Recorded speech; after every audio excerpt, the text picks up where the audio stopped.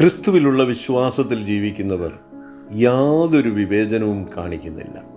കാരണം യേശുവിൻ്റെ പഠിപ്പിക്കലുകൾ സ്നേഹത്തിലും സമത്വത്തിലും സമാധാനത്തിലും അധിഷ്ഠിതമാണ്. ക്രിസ്തുവിൻ്റെ തത്വങ്ങൾ ജീവിതത്തിലില്ലാത്ത ക്രൈസ്തവ സമൂഹങ്ങൾ ഇതിന് വിപരീതമായി വിവേചനപരമായും അസമത്വപരമായും ജീവിക്കുന്നുണ്ട്. അതല്ല ഇവിടെ പറയുന്നത്. ബൈബിൾ പറയുന്നു, നിന്നെപ്പോലെ നിന്റെ അയൽക്കാരനെയും സ്നേഹിക്കണം.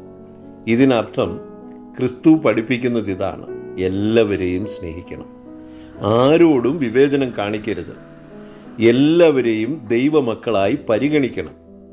അതുകൊണ്ടാണ് യഥാർത്ഥ ക്രിസ്തീയ പഠിപ്പിക്കലുകൾ സ്നേഹം, സമാധാനം, സമത്വം, നിസ്വാർത്ഥത, എല്ലാവർക്കും അന്തസ്സ് എന്നിവയുടെ സന്ദേശം പ്രസംഗിക്കുന്നതും പ്രായോഗികമാക്കുന്നതും. അതിനാലാണ് സാധാരണക്കാർ ക്രിസ്തുവിശ്വാസത്തിൽ ആകർഷിക്കപ്പെടുന്നതും നിലനിൽക്കുന്നതും. ദിവ്യ സ്നേഹമുള്ളിടത്ത് വിവേചനത്തിന് സ്ഥാനമില്ല. അവിടെ കുഷ്ഠരോഗിക്കും, രക്തസ്രവക്കാരിക്കും, വ്യഭിചാരത്തിൽ പിടിക്കപ്പെട്ടവൾക്കും, കൊടും കുറ്റവാളികൾക്കും മാനസാന്തരപ്പെടാൻ കഴിയും. അവിടെ വിവേചനമില്ല.